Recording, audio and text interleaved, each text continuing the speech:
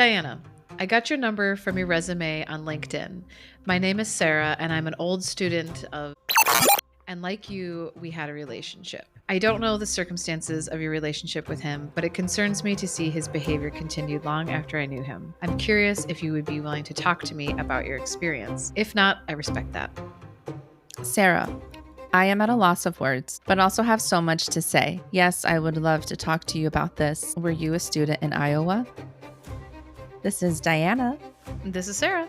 And this is Blooming After Grooming, our podcast. Well, today is our listener email episode where we're going to talk about some of the emails we've gotten and why we called out for emails, and we'll read a few of them. Yeah. Are you looking forward to that, Sarah?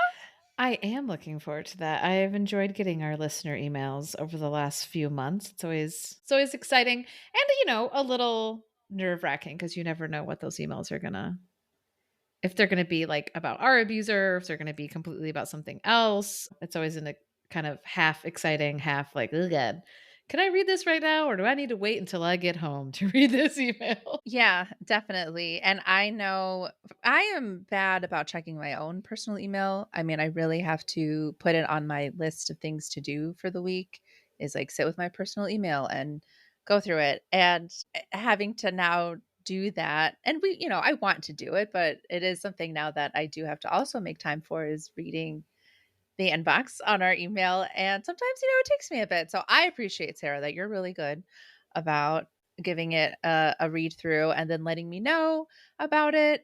We're still trying to figure out, how we're going to streamline. Is that the right word? How we're going to, maybe streamline the Gmail inbox and the Instagram DMs. I think I was saying all that to maybe apologize to, I don't know who, the people who have written in, for taking maybe a while to respond, but nobody has been like, hey, where are you? Why aren't you responding? It's just, me and my inner critic. Well, I think it's also just a good reminder to put out there, if there has been anybody that's reached out that thought we took too long, this is not our job. Like, this is not our full-time job, right? Like, we have jobs outside of this, and this is a labor of love, and we have our personal lives. So like, we're juggling a lot of things. So yeah, I feel like sometimes we've been really quick to respond, and other times it's been, a week or so before we have responded to anybody. But I don't think that's unreasonable.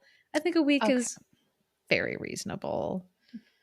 I agree. Listen, people, it's not about instant gratification. You have to chill out sometimes.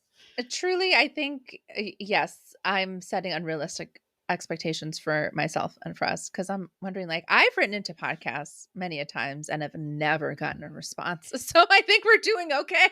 Yeah, we're looking at you, My Favorite Murder, 3-time writer, 0-time story read on error. I think I've written in 3 times as well and have not had an email read. I also wrote into Mark Maron's podcast, but now, and I'll never have an opportunity now to well, not that he really reads emails anymore, but yeah, he's winding down WTF. Anyway, so yes, we're doing okay so far. I want to say that we've responded to just about everyone. Yeah. We couldn't get other podcasts to read our emails, so we started our own podcast. Sarah, can you, in your ever so eloquent way, talk about why we asked people, or like why were you open to getting or why did you want people to write in? Why do you want people to write in?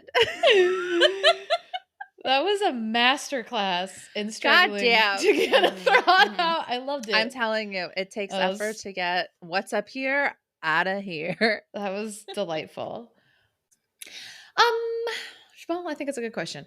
So, I mean, I think it's interesting just to know who's out there and who's listening to us, and kind of create a dialogue between ourselves and our listeners, because we know that they're out there. We see the numbers of who's listening to stuff, and it's always just kind of intriguing, I think, to both of us to be like, is that my coworker, or is that some person I've never met? Is that person that has any connection to us in any way? And then I think the other part of that is just a space for other survivors to reach out and acknowledge, what the podcast, is doing a good job of, or maybe isn't doing a good job of. We haven't had anybody send us, like, I would say, like, criticism.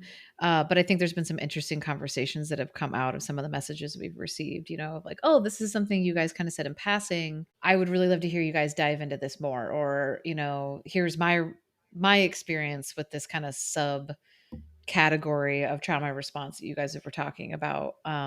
So it's also just kind of good for us, right, to have some listener feedback of what's resonating for people. I don't know, Diana, how about you? Yes, definitely feedbacks about what they're liking about the podcast, what they're not liking about the podcast, or yeah, what they want us to hear, what they want to hear us talk more about. But I also kind of like what you're saying is wanting to create, yeah, a community. I've mentioned so much about having moments where I'm intentionally holding space for that gratitude of, oh, I've had Sarah this whole time. Most of this whole time. I had a year between my aha moment and when I met you, Sarah.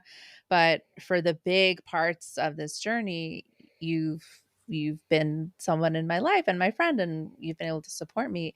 But I don't think that most victims of sexual abuse and this specific kind of grooming and sexual abuse have that. And so having people write in, and I guess like what I was hoping people would write in about would be sharing as much as they were comfortable, not even their own story, but being able to see themselves or like some Mhm. of their experience or feel validated in some way, and being able to connect, to say, hey, you said this thing and it really made me feel better about this thing that I've been thinking about, or something. So I was hoping for those kinds of emails, and I think we definitely have gotten those kinds of emails, but there was this really fascinating thing, like effect that we both noticed, where people were not only recognizing and identifying themselves in the podcast, but then they were like, I want to now be on the podcast and tell everyone my story.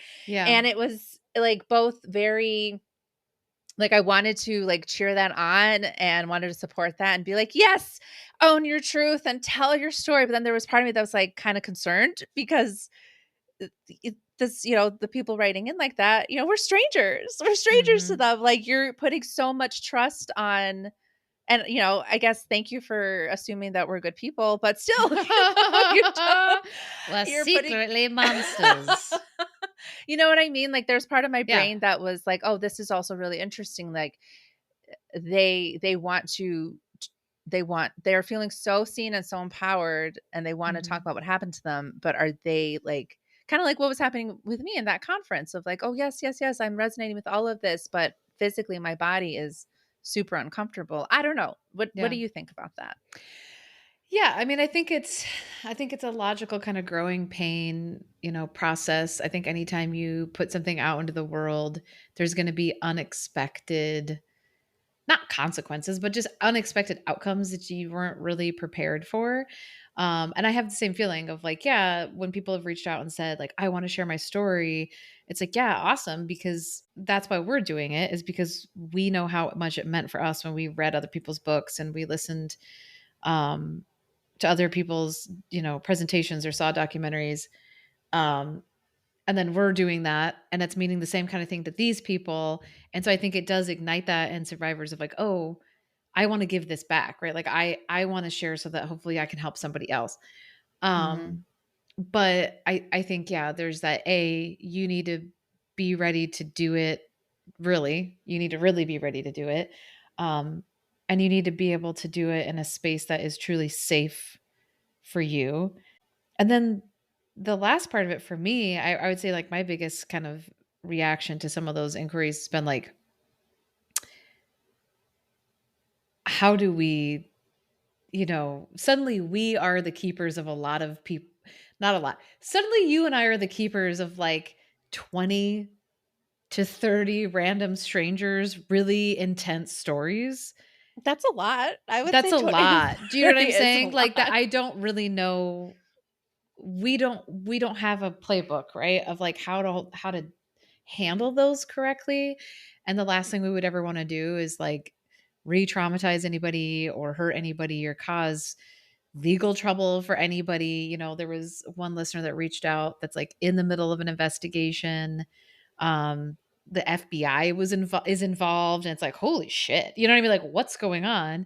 That would not be a person you would want to have on the podcast right now, right? Because there's an active FBI investigation going on, and that person could possibly jeopardize an investigation if they came on and like talked to us. Not that that person did ask, but just as an example. But like, I don't know. It's made me very cautious about how to move forward with other survivors' stories. And also just on a base level, like, what do we want the podcast to be? Because I think you and I from the beginning have agreed, even about our own stories, we don't want this to be like a titillating true crime podcast where we're just telling each other horrible stories.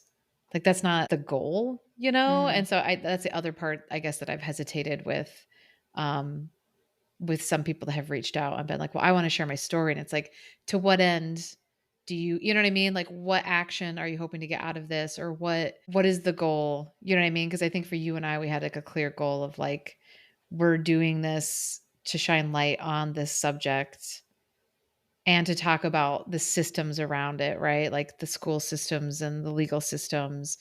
Um, and yeah, I don't know. I don't know what it would mean if we did a whole season where it was 17 different guests telling detailed recounts of abuse. Like, I don't know. I'm not saying it's a Yeah. bad idea, but I very much like to know the reason for things. And I struggle to feel like I have a clear understanding of what the reason would be that it would feel safe for those people that have reached out to us to do that. I know that when we've talked about wanting to have guests. I think even in the intro episode, we talked about, maybe having guests of sorts on one day, which we do plan to do for season 2. But I don't think actually, I know neither one of us was ever thinking that was going to be like, yeah, a listener to write in and share their own story. We both want other like professionals or advocates or authors, report like investigators, reporters, journalists, like more of the professional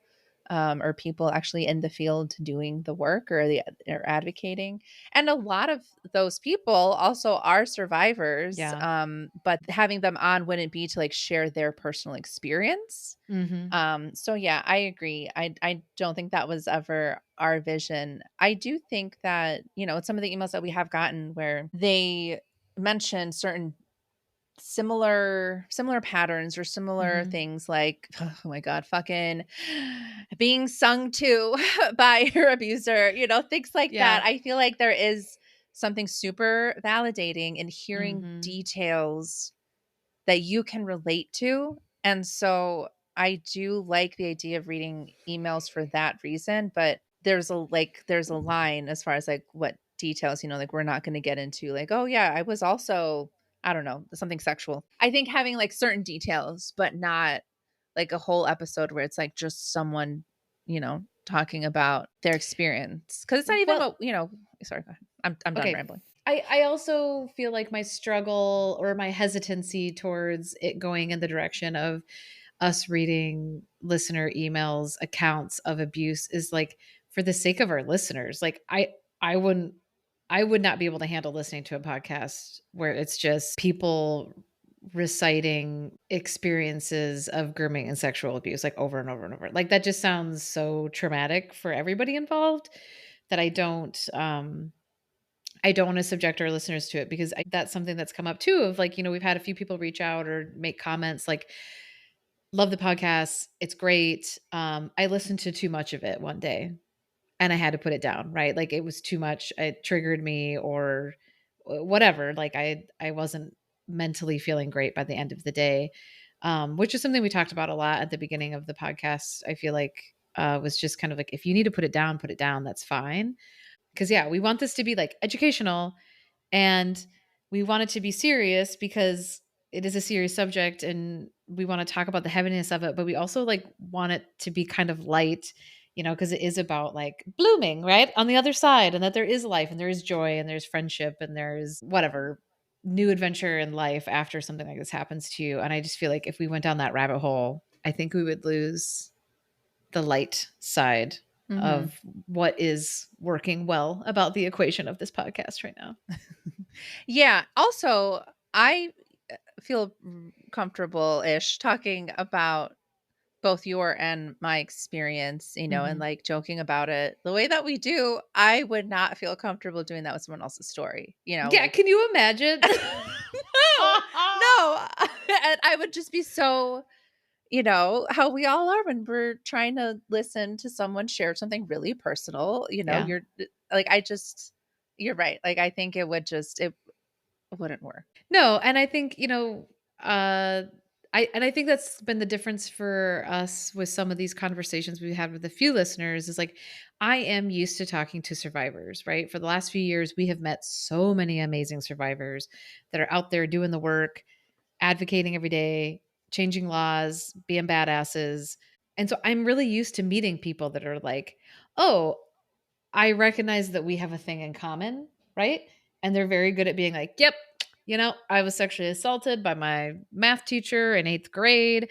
Uh, that was back in 92. Anyways, here we go." And now we're going to talk about this thing. And they're very much action oriented. And those conversations are very driven towards, okay, this is the thing that I know a ton about, and this is the kind of work that we're trying to do. Where here's this crazy loophole nobody knew about. Is that loophole in your state? You're like, oh shit, like this is fascinating, right? And so I think it's been a little jarring to talk to a few listeners who truly just want to rehash their abuse, because I feel like that's something that you and I have not really had an experience holding a lot of space for before. And it's something that like and I think we've talked about it before, is like I'm feeling very hesitant about, like, because we are not therapists, we are not counselors, like we are not trained on how to hold that space for people. And it's also like a really big weight on you and I to like take those stories in. So that has been something that's been kind of an unexpected, like, oopsie, didn't really think this through on the front end. Yeah. And not that we've had like a lot of them, but yeah, there's just been a few interactions where I've been kind of like, I don't want to be a dick and not engage with you, but also like, this is unsustainable. You know what I mean? Like, I can't be this person for a complete stranger when I have no qualifications to be this person for you. And also, I don't want to feel responsible for like the mental health of like countless people that feel like they know us because of our podcast. So it's like that weird, just weird dynamics of doing something like this. So you just don't think it that part through. You're kind of like, oh yeah, we'll do podcasts. My mindset was like 4 people will listen and then we'll get bored and we'll give up after 10 Oh my episodes. God. Diana, you know how my brain works. I like to have I low know. I know. expectations. Yeah. Well, I do want to clarify that I am a licensed professional counselor Oh, and I that's right. am You are. Well, a then, trained and geez, educated. Diana, do better. But there is a reason why I am no longer a practicing counselor. I'm still licensed. I keep up my license in case I ever want to go back to the work, but I realized that I have still a lot of shit that I need to process and right now do not feel equipped to counsel anyone professionally on Yeah. how to heal from trauma or how to navigate trauma, I will certainly, and we have, I mean, that's so much of my life now is having conversations about healing from abuse and generational trauma and trauma, big T trauma in general, little T, all Mhm. the trauma. But counseling isn't just talking. There's Yeah. active techniques and strategies and theoretical orientations that a therapist, a counselor, a clinical social worker there's a lot that goes into it. And it's also like like mentally there's certain like emotional protections that you got to like set yourself up with. And yeah, I am not interested in doing that right now, but I am interested in having conversations and holding space for other survivors and victims who want to talk, who are not trying to actively process with me, I Yes. guess, Maybe is the that's, thing. yeah. I think that's Yeah. you're saying exactly what I'm trying to say, I think, is yeah, the actively That processing never thing. happens. I know. No, good job. It's true though, because like you can feel the difference. Yes. You can feel it immediately when you have a conversation with somebody. And so, yeah, I would say that's been an unexpected kind of outcome that I didn't see coming when we started this. And not that it's been like a colossal problem or anything, but just kind of something where I'm like, oh, I didn't see that coming. And in retrospect, it's kind of obvious. Diana, do you have any takeaways from listener emails that you have been pleasantly surprised by, or things that you have allowed yourself to hear and not reject because you're terrible at taking compliments, as am I? I would say that, yes, this week actually, I had a moment where I kind of forced myself to really sit with one of the emails and one of the compliments. It is getting easier, or not easier, but it's like, I guess it's getting less uncomfortable to read emails that are saying things along those lines of Mhm. you are helping people and being able to not just like brush past that and move on with life. Like, oh yeah, that's cool. Like, no, being like, oh yeah, like what all of this work I spent 3 hours today editing, all of it, and like all the planning, and it's both, like you said, like a labor of love. It's a fun project. It incorporates a lot of things that I like, but a majority part of it is to shed light on this really big problem and to help other people feel seen. And just the amount of emails that we have gotten and messages and texts and whatever that we've gotten where people are saying like, thank you so much, I'm so happy I found this podcast, or I wish I had found this podcast at an earlier time, like that. It's hard to believe, but it just means so much that people are feeling that way. I actually have a couple emails that I do want to read. We were given permission by our listeners, by these two listeners, to read their emails. The second one is quite long, so I'm going to save that one for last. But the first one comes from a fellow Sarah with an H. Oh, So this is from Sarah. Hi, guys. I just wanted to say thank you so much for making this podcast. As a fellow grooming survivor, it's been really helpful for me to hear people who are only a bit older than me really delving into all the ways that being groomed has left a lasting impact. I also greatly appreciate that you two both have ADHD, just like I do, and I feel like it's making me connect with your experiences even more. All this to say, I wanted to recommend for Groom Scroll the movie The Tale, in addition to any of the things Jan Broberg has put out about her story, whether it be Abducted in Plain Sight, A Friend of the Family, or the companion documentary to the series, A Friend of the Family, True Evil. Thank you for everything, you two. Oh, thank you, Sarah. And I have not heard of Jan Broberg. Have you? Jan Roberg? No. Broberg? Bro Broberg. Broberg. Broberg! Broberg. I recognize her. I've heard of Abducted in Plain Sight, but I've never seen it. What was the other thing that Sarah suggested? The Tale. The Tale. That is on our list. That's on our list because that's got my girl Laura Dern. I do love me some Laura Dern. Yeah, that's a good list of recommendations for sure. I like that Sarah gave a little nod to our ADHD. So I mean, yeah, can it we be see y'all. ignored? ADHD is the third member of this podcast, right? Third co-host. Oh my god, yeah, for real. Okay, this one is from Dana. Dana, I think was maybe one of the first listeners that wrote in that wanted to share a little bit about her experience.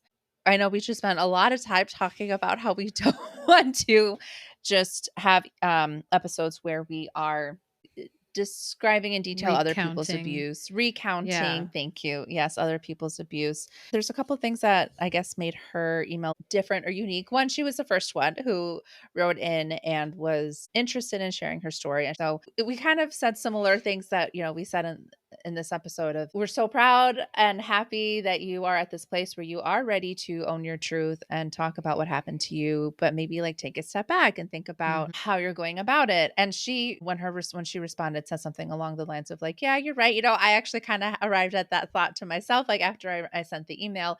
And so after some back and forth, she said that she was willing to share her story to shed light on her experience with grooming in the UK. And I thought that was super interesting because this is an issue that isn't just in the United States, right? And Yeah. so I think hearing just a different perspective from a different country was super interesting. And she goes into some other topics that I don't want to spoil. I'm just gonna read in the email. But any words before I read the email, Sarah? No, go ahead. Okay. So I am going to take little breaks because it is quite long, and let's talk through some stuff. Oh, also, I want to say hello to the UK, where 2.1% of our listeners come from. So, hey. Sounds like we need to have a, business trip to the UK for market research. Exactly. Okay, from Dana. I had sent her some questions. So the first question was, what is your connection or experience to the topic of child adolescent sexual abuse? Parentheses, as much as you're comfortable sharing. And she wrote, my experience resides in the gray area of also listeners, a beautiful writer here, Dana. Get prepared. I will try to do it justice with my reading. My experience resides in the gray area of human morality and the gray area of the UK laws. However, I know what I went through, and I know I know that I was too young to fully understand the gravity of the situation I was entering. I was 14 or 15 when it began. Therefore, I was too young to consent to it from a mental and emotional point of view. I lost a certain amount of protection when I turned 16, as the UK law would argue I was old enough to consent to the sexual aspect of it. I had a relationship with a family friend's son who was 15 years older than me. I'd seen the son throughout growing up. I have memories of seeing him when I was 4, 5, and the oldest I remember being when I last saw him before the relationship was 10. In July 2005, I saw him at his dad's house, but we didn't really talk much. We might have exchanged the odd line here and there, but nothing major. However, I developed the biggest crush on him. He had some tattoos, he smoked, and presented himself with an earthy edge, which was quite charming. If you want to know what he looked like, search Bon Jovi Little Bit of Soul, An Evening with Bon Jovi, New York, 1992 on YouTube. From the 26th. So specific. I know. I know. Oh, it gets even more specific. From the 26 seconds to 30-second mark. It gave me chills. I know. That's very specific. But I think we've all had that moment, right? Where you're watching something, and somebody reminds you of, your abuser in some way. And it just like immediately you're like, ugh, like, oh my God. Bummed out. Sidebar. There's a character on The Great North. It's by the same people that do Bob's Burgers. It's on Hulu and I think FX. There's a character named Cheesecake who's friends with Wolf Tobin. And oh my God, it looks just like no. I know. And Cheesecake is a raging alcoholic on the show. Oh. He's sweet, but yeah, literally, if somebody was like, draw the teacher as a cartoon character, holy dude, he's just missing glasses. Shit. Isn't it awful? Oh, it's terrible. Diana. All right, well, that's in my brain forever. Anyway, so that's the feeling. Terrible. At seeing Bon Jovi, for us it's Cheesecake. Oof. Also, I love Cheesecake. I hate that. Whatever. Anyway. Oh, and Cheesecake. And his name is Cheesecake. Isn't that nuts? Ew. He made us both, or I want to say he made it. There was cheesecake at both of our 18th birthday sexual assault nights. Good Lord. Okay. Yeah. All right. Creeped out beyond creeped out. Continue on with your letter that is very long and you've only made it through the first paragraph. All right, let's see. I got 4 more pages. In September 2005, I was 14. I wanted to learn how to play the guitar, and my mom bought me one as an early birthday present. My birthday is Halloween. She told his dad this in passing, and the son, who was 29, she's 14, he's 29, offered to teach me to help us out. I was struck and conflicted. It was a true surprise as I didn't know he could play. I wanted to spend time with my crush, obviously, but I didn't want to look like an idiot in front of him. This also marked the beginning of the school year, and it was the start of my GCSEs. These are the grades you leave high school with and will determine if you can progress with your formal education. I was aiming for A's. I accepted his offer, and every Friday evening we went to his dad's house where we all met and chatted in the same room. My mom, his dad, and stepmom were catching up over coffees while he and I were navigating our way around the guitar. He was very patient with me, but I was so shy and nervous. I welcomed the breaks we had during our lessons. It was during this time we would talk about our interests. None of this was private. Everyone was still in the same room. Over the progressing weeks, we were talking about art, the vast music we were into. We discussed intellectual hypotheses and philosophical musings about the world. Throughout my childhood, I'd always spent most of my time either by myself or with adults, so I'd learned how to communicate about mature topics. I enjoy talking about all things psychological, analyzing things, questioning how the human mind worked, as well as the bigger picture of the world. This scratched an itch for him too. Another sidebar. This is a topic that I want to get more into in season 2, and something that one of our listeners wrote in and also is interested, because it is, on one level, you want to treat young adults, teenagers, adolescents in a way that helps them mature. And so we Mhm. say things like stop acting like a child and grow up and you're almost an adult and things like that to help them, quote unquote, help them mature. But at the same time, they're not, like, they're still kids. They still Yeah. need, and I think we've heard from a couple former students who were high achieving students who were in like AP honors classes, who were involved in academics or extracurriculars and athletics and stuff like that, who were given a lot of trust and who had a lot of responsibilities, and it kind of blurred the lines. It blurred the Mhm. lines of what they were allowed to do. It blurred the lines of how much they were protected. So I think Dana writing about that is something that our listeners could relate to. I think So it's an interesting because I think so often it is depicted, and in both of our cases a little bit too, like, oh, it's the kid no one's paying attention to. It's the kid on the periphery, and it's like it could also be the valedictorian, right? Because that yes. person would be at school more. They would be staying after. They would be doing extracurricular. It wouldn't seem odd if they're spending a lot of time with the teacher because they're, a bookworm or a teacher's pet or something. I went to an all girls school and never had any contact with boys. This was my first ever interaction with a guy. A couple of months in, and we had become good friends. I looked forward to Friday nights so much. I had a friend who I could be intellectual with and share my love of creativity. He kept giving song and art recommendations for me to go away and search, and it felt like a natural back and forth. I'd spent some time during the week searching for things to show him. Christmas 2005, and this was the first time he showed some odd behavior. I learned he could be triggered. If you said something that was triggering to him, he would mentally disappear and control a room with his words. He used to let his mind wander, and it was like he gave a dark monologue saying how much the world was evil and against him. I'd since learned that he was dealing with some strong feelings towards me and was feeling conflicted and torn. Lessons soon became a cover for spending time with each other. The guitar playing stopped and the talking took over. It was fun. Nothing happened between us, but there were talks of his quote unquote frustration and on his dark days how I was quote unquote a tease. After my 16th birthday, we had our first kiss. It was very romantic and truly exciting. We had been granted privacy and no one questioned when we were alone. He got confident and let his hands wander, trying to test my boundaries, but I stayed strong and wanted to be sure and wait for the right time. He knew I had some trust issues too. As a girl, the first thing you're taught is to stay smart and make sure a boy isn't only after one thing. I had a big fear of being used, and he knew this. Bear in mind that throughout all this time, I was riding the roller coaster of his moods.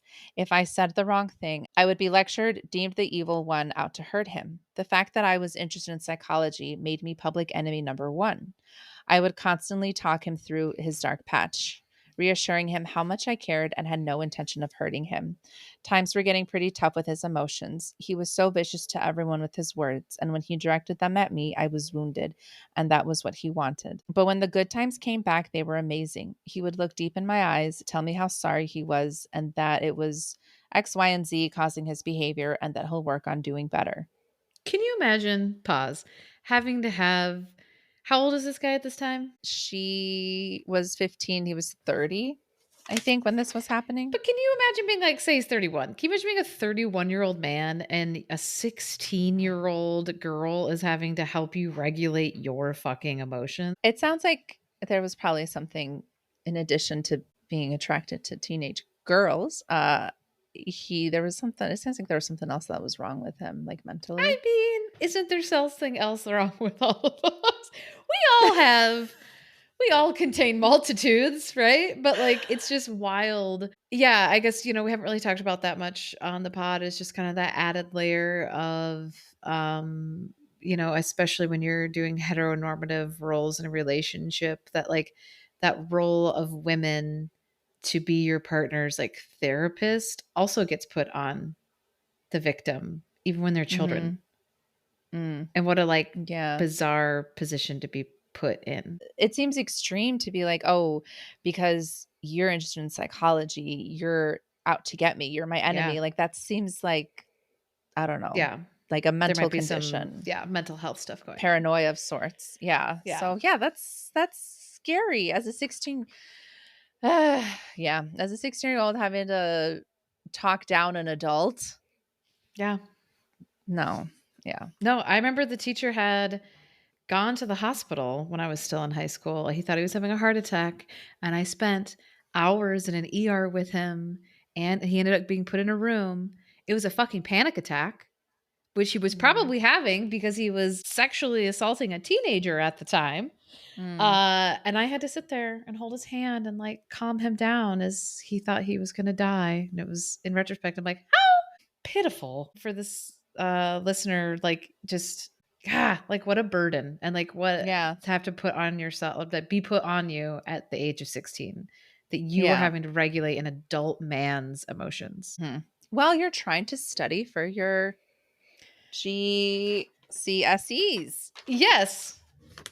And learn how to put on a bra. It's hard. Exactly. One boob at a time. January 2007. So she would be 16 and he'd be 31. That's the same age difference between you and the teacher, though. Yeah. I just realized that. Yeah, He he was 31. You're like, wait a minute. That just Yep. kicked in. January 2007, it was a Friday night, and while it wasn't planned, I was ready. I lost my virginity. I can't complain about how it happened. It was handled with care. But what I didn't realize was I'd let him completely in. The last barrier of protection was my virginity. From now on, he felt like he had full access to me. Our relationship progressed and became intensely sexual. The intensity of his mood swings grew as well. At one point, he smashed up his living room during an outburst. He would threaten to kill himself, not just if I said I was leaving him, but in general. By this point, my family life had broken down. My dad had left the family home. He blamed it on me and my relationship with this man. My mom didn't know how to handle it. She watched it all happen from a distance while my brothers stayed away. My exams were creeping closer, and the pressure at school was building. I was still determined to do well, but my headspace was full. I used my schoolwork as a distraction from the menace I was in. But to keep the peace, I had to stay quiet. This meant being compliant to survive. Oof, yeah. By this point, he had started attacking my self-esteem. He started saying that he preferred blondes, and I'm a dark brunette, because they seem more, quote unquote, fun and innocent. He was convinced I was evil, out to manipulate and play with his mind. He based this on me having dark hair, being a Scorpio, being born on Halloween, and my intellectual interests. He started to chip away at my trust in him and made me paranoid. He said that I was so trusting of him to the point he could cheat on me, lie about it, and get away with it because I loved him and trusted him. Ew. What? So many fucked up things. Don't hate on dark hairs or Scorpios or people born on Halloween. Also, being born on Halloween is a fucking great flex, dude. Yeah, honestly. As my exams got closer, July 2007, he wasn't leaving my side. I was revising so hard, and he did respect my revising time. But one night before 2 big exams, he kept me awake all night performing one of his quote-unquote monologues. During this rant, he was doing his best to break me down. He reached my core. I felt so vulnerable and in danger. Fear froze me. No one had ever spoken to me like this. It was so violent, aggressive, and unprovoked. My mom was in the next room asleep. I kept pretending to be asleep and refused him the audience he was craving. He kept me awake until 5 a.m., at which point he left to go back to his house. I achieved good grades in my exams and got what I wanted, even in those exams the day after he kept me up. My revision was my refuge and escape. I kept saying to myself, he's not going to be part of your future and he's not going to ruin it for you. I knew I had a slither of strength left in me and used it all on my exams. We were back and forth in our relationship the following months, but it ended towards the end of the year. I'd see him every so often because of him being a family friend. There were a few occasions where he'd stalked me during my part-time job, coerced me to going back to his house, and we walked past my house from my job. Then in 2010, he posted a letter trying to dip back in, and he left an ornament of his, which I liked, in our back garden, which I only noticed as I was doing the dishes. It was so creepy. During our relationship, he was diagnosed with borderline personality disorder, Mm. which explains why he behaved like he did. I forgot about that detail. Uh, I never hated him. I only ever tried to show compassion and give love. I miss and grieve my 15-year-old self. I reflect on the very beginning of it and picture who I was just before I met him. And I see a before and after of myself. She was so vulnerable, too kind, and willing to listen. She was just a teenager given access to her crush. She never encountered such evil and never expected to, as she thought she had learned enough red flags would show danger. But they were the obvious red flags that we had been taught, such as physical violence, verbal violence, or a bully. She didn't know there could be such a thing as gentle abuse, in parentheses, manipulation, guilt, fear of losing him.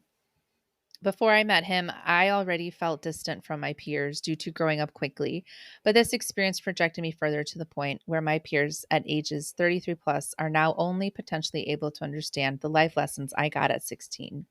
Not to defend what he did, but I'm also thankful for being able to learn from such an experience. I'm not saying I deserved it, but I look back and have learned a lot from it. That 15-year-old girl always wanted to be wise, and wisdom is earned, not given. The only questionable thing at the time was the age difference, and quote unquote grooming didn't exist then. I'd never heard of it, and I felt like I would have known if a school teacher was overstepping boundaries and being inappropriate towards me. To me, this was an older friend who I got along with, and it developed into something more. We waited until it was legal to progress to the next stage. He wasn't in an obvious position of trust, and I consented to everything feeling like I was fully aware. It seems like on paper, we did everything legally. But throughout, I never felt like I had any sort of protection from the start. While my dad and brother had an issue with it, they both didn't protect me. My mom's logic was to support me as she didn't want me to rebel and run further into his arms, although sometimes her actions seemed more like encouragement. I was a good kid, and that's what I was, a child. If one of the adults took an active role and said, no, I'm putting an end to this, I would have listened. It would have killed me because I wouldn't have understood, but I'd have gotten over it. My mom was there from the very first time he gave a dark lecture, and she still didn't want to be the quote unquote bad guy. I had Mm. to save me. I had to adapt and survive very quickly, and I had to become the protector I didn't have. Question two. Okay. So, how many more Which pages is are there? it's the last. The last Okay. the last three questions are a page, not even. Okay. Okay. You might have to edit So- this down. I know. So there were a lot of things that I could relate, and that's part of her email. And I think, yeah, some things that, as I'd already mentioned, the whole idea of like feeling more mature for your age and just how that confuses kids. So I had also asked, what inspired you to send us an email? And she said, honestly, both of you.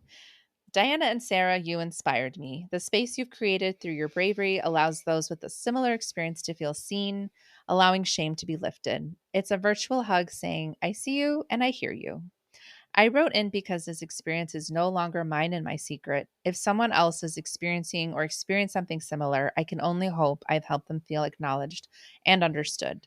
While I have my bad days with what happened, I'm in a healthy place and it sits in the past. However, the lessons we learn will die with us if we don't talk about it. Being scared and ashamed to talk about what happened protects the abuser and abuses us further. Like fairy tales were told to children to provide lessons, maybe we need to tell our stories so they act as guides for teenagers, providing a clear message, no metaphors. Instead, we get a gothic romance glamorizing a sexually intense brooding vampire, parentheses predator, portrayed as the ideal man. That part, I felt attacked. I was like, don't be coming after my Spike on Buffy, my chain smoking, leather jacket wearing vampire who is problematic. But it's true. I mean, I think so often that is such an appealing trope when you're young. And there is just that kind of like, I can change him. He's this wounded animal and I can help him find his soft side. It's just something so many of us fell into when we were younger. Ain't that the truth? All right, 2 more short questions. What would you like to say about the age of consent laws in the UK, and why do you think a change is important? And Dana responded, I have so many questions relating to the consent laws in the UK. When I form opinions, I try to approach it from a place of non-bias and stay open-minded and logical. At the very least, there needs to be an age restriction placed on who a 16 and 17-year-old can be sexually active with. I know not all adults will be abusive, but you must question why someone so much older would show an interest in someone so much younger. Yes! That was me, not an email. I think change is needed to protect those who are vulnerable. I use vulnerable to describe a growing teenager because they don't know how the world works, even though they might think they do. A 16-year-old is far too young to know who they are. Their values are still forming, as well as their boundaries. Oh, that's such a good point. But let's look at a 16-year-old who had a compromised childhood and are navigating the world with anxiety, insecurities, and loneliness. They are at high risk of being abused. So when the law states that they can now enter this new world of sexual activity with someone much older than them, it just becomes a whole lot scarier. I suppose consent needs to be explored beyond sexual activity. A 16-year-old who enters a romantic relationship needs mental and emotional protection. But then we enter grooming, and I only saw what I had gone through as potential grooming last year, which was 19 years later. This links back to education and teaching children and teenagers about all forms of grooming in a variety of examples. And lastly, is there anything you want to say to victims of sexual abuse? And Dana says, you are so much stronger than you realize. This experience and the person who hurt you don't define you, and the shame doesn't belong to you. You are loved and you are worth being loved. Give yourself time and space to feel and heal. Thank you, Dana. Yes, very so good job, much, Dana. Yes, so many relatable points. Good job, Diana, reading Dana. Yeah, no, I mean, I thought that was a very insightful and well-written letter, obviously, from our reader. Or, yeah, listener, Jesus, who wrote in and then you read it. My brain. Yeah, I wonder if moving forward, anytime that we have somebody reach out, if we should just do like a disclaimer of like, are you willing to let us read part of your message on the show or whatever, would be kind of smart to be doing on the front end. Because yeah, we've had some interesting correspondence with people, and I would say for the most part, I think 90% of the emails we have received have just been people saying kind of what Dana said towards the end of hers, was just like, the podcast is working for people and it is meaning something for them, and we are creating a safe space for people to commune about a subject that most people don't feel comfortable talking about, which was our entire goal. So we appreciate that people are listening and that people are reaching out to let us know that it is impacting them, because I think that's good for us to hear, to kind of keep us fueled as we continue down this road. Because as we have mentioned a few times along the way, I'm sure it's a lot of work doing a podcast and editing it and posting and all the social media stuff. So, hearing from our listeners and hearing what it's meant to them or is meaning for them, I think is keeping the lights on in the old blooming after grooming lighthouse. That was a lot of metaphors. keeping the fire in the wood oven stove that keeps our fire going. Nope. Okay. It's keeping our garden solar powered lights on. I don't know, garden There we themed. go. Mm-hmm. Are keeping our Mm-hmm. campfire embers going. If there are subjects listeners would like us to dive deeper into, we are all ears. If there's subjects we haven't even got to at all that you think would be fitting, let us know. We would love to hear ideas from people. We do have some guests lined up or in the process of lining up that will cover, different subjects. But yeah, it'd be cool to hear from listeners what they would like to see in season 2 of Blooming After Grooming. I don't know why I said it like that. Maybe we get a theme song. Yeah. Blooming after grooming. Or it'd be like, blooming after grooming. I don't know. You don't have to keep it there. You sounded like you were possessed. Grooming. Yes. Please let us know. Continue to let us know what you want to see us cover on our Groom Scroll episodes. And what else was I going to request? We definitely plan on doing a terminology part 2 episode. Mhm. So let us know what terms or phrases you want us to talk about. I do actually have one final email. This one is shorter, and it's from shorter, and then we'll be done because I gotta go to jury practice, and you gotta eat dinner and live your life.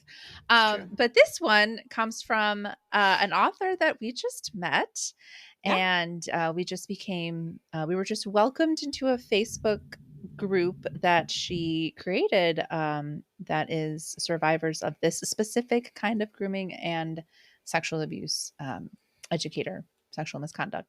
And she was gracious enough to send us copies of her book. It's called Dissonance, and I'll put it in the show notes of this episode. Full disclosure, we have not read the book. We will, and maybe we'll talk about it on a Groom Scroll episode, or better yet, maybe Megan will be willing to come on the podcast. So, Ew. yeah. So yes, if you haven't already read the book, check it out. Dissonance by Megan Farrison, Farison. But she sent us an email to respond to Miller's Girl, the Groom Scroll episode that we did on Miller's Girl, which honestly, it's been our most popular Groom Scroll. And I don't know if it's because it was the first one and people just haven't caught up to the other ones, but anyway, Well, it's interesting because I had a coworker today who's listening to the podcast. What up, Koki? And she said that she has never seen most of the things that we're talking about in the Groom Scroll. And she was like, but I don't want to watch them because I don't want to give money to the like she was like, if I stream it, am I then like feeding the machine that's making like creepy content? And I was like, oh Jesus, I hadn't thought about that. And I was like, well, not all of these are bad. Right. I was like, some of them are like really good documentaries about the subject. And I was like, and some of them are just kind of things that didn't age well. I was like, really, Miller's Girl feels like the only one that's like, y'all be fucking what happened weird. here? Like, what are we doing? Like, that's like still the worst one of like, what did we do? Why are we doing this? Who said green light on this project? Yeah. So anyways, okay. I just thought that was an interesting point of view from somebody that I had not considered before. Stream at your own peril, I guess, whatever you feel is morally right to do. But she said she skips all of them because she hasn't seen the content. And so she's like, I don't want to listen about something I've never seen. You know what I mean? Like, whatever. Yeah. Anyways, so that might be part of the reason people haven't listened to the other episodes. For sure. And I will also just add that, these production companies, it's not like this is the only movie they've made. They might have made some other really good movies. They might be employing some. Yeah. So, but yes, the decision is yours to make. Okay. So from Megan. I don't know that I'll ever bring myself to watch Miller's Girl. Thankfully, I won't need to. Thankfully, I won't need to because you told me everything I was curious to know. And in a way I could actually stomach. Surprise, surprise. It was exactly what I thought it would be. A story that did not need to be told. Suck it, Martin Freeman, you traitor. It is such a bummer I know it is. I And do the like fact him. that what did he say? Oh yeah. And the fact that a woman directed it and Seth Rogen was a part of the production, gross. I'm writing because number one, I want to support your podcast any way I can. And number two, I wanted to speak to something Diana said about her reaction to the movie. She was talking about the arousal she felt during parts of the movie. And then you discussed how the arousal survivors experience with our abusers, which we don't understand to be sexual abuse at the time, can still be triggered by similar situations. This deeply resonates with me, and it's one of the reasons I have to be careful what I expose myself to. I have to actively protect myself from being aroused by situations that remind me of my abuser because it makes me vulnerable to my abuser. If and when you're able to read my memoir, it will become clear to you what I mean. In short, I had no idea I was a victim of anything until I was 33, 2 decades after the first assault. News of my abuser's arrest triggered a traumatic episode that, in many ways, caused me to revert back to my 16-year-old self. Very problematic for my adult self, who is now a wife of 10 years and mother of 2 young boys. I could have really used something like Blooming After Grooming when the worst of this was happening years ago, because no one seemed to understand what was happening to me, and I still believe my experience was an isolated one. I had no clue there were many, many women out there who were just like me in that they'd had a quote unquote relationship with their teacher. The fact that this podcast exists now is such a gift for survivors. You have no idea. Your dynamic together is really special, both as friends and as co hosts. I'm so glad you found each other and that you're doing this podcast. I know it's making a positive difference in the world, not only for survivors, but for those who need help seeing the world through the survivor lens. Keep kicking ass, Megan Farrison. P.S. Love your podcast logo. The 2 flowers with the sunglasses really sell it. Ah, thank you, Thank Megan. you, Megan. Yes. Yeah. They're So just supposed to be sweet. glasses, by the way. Yeah, But they're that's supposed to be okay. glasses, but our eye of the beholder. Yeah, no, her email was very cool. I think I screenshotted that and sent it to my dad because my dad's been watching our TikToks and he's been sending me very sweet messages about like, you guys are doing great Oh, work and I'm sure this means a lot to people. So I've been sending him screenshots whenever we get like, you know, oh.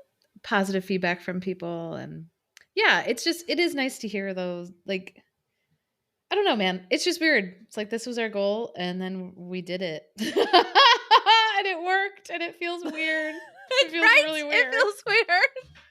I don't know what to do with the feeling Yeah, let other than it keep it like feed into the podcast, you know? Yeah, yeah. No, I'm really excited to read her book. And I'm glad that Mhm. we got introduced to the Facebook group.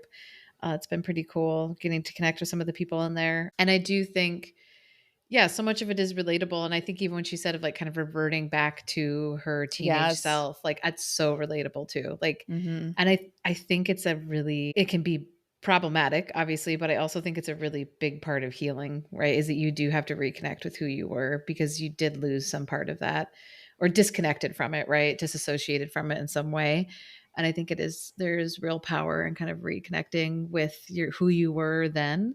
That being said, cut to me taking my lava lamp back out of my mom's house and screaming at her that it was mine because dad gave it to me at Christmas. Like that happened to like 2 years ago to me because, it kicks up some shit, man. It kicks up some childhood shit. And every once in a while, yeah, you might revert to the shitty teenage version of yourself. But you know what? That's okay. As long as you don't like burn your bridges down. But Mhm. I just want to hold space for that as well, right? Like, it can be a little messy and sometimes you're the mess when you're the one kind of going through processing stuff. Yeah, So it's a relatable experience. absolutely. And I think we talked recently about how, yeah, trauma sometimes can stunt your growth in Hmm. ways. So yeah. Okay. Well, those are just some of the listener emails and messages we've gotten. Thank you to everyone who has reached out and everyone who is listening. Please continue to follow us on social media. We're on Instagram and TikTok at Blooming After Pod. Keep sharing the podcast if you haven't already. Follow it so you can get the new episodes when we are ready for season 2. Thank you for listening. And I don't know if this will be the last one. Maybe the finale left. We'll see how the order goes. Either way, we will catch you soon in a few months. So stick around until then. We will never get better at this part. So No. goodbye. This is my least favorite part. Also, when I'm on the phone, I fucking saying goodbye and just like feeling comfortable enough to hang up is so hard. Okay. Bye. You gotta do the Midwestern. Bye. That's what my family does. Bye. Okay, bye. I don't know why the M's there. Bye. Love you. Bye. We all do it. Interesting. Bye. Bye. Bye. Ba-ba-da-ba-ba-doo. Bye. Bye. And then we're gonna bye-bye. Tick-a-da-ba-doo. Hey, yeah. Okay, bye.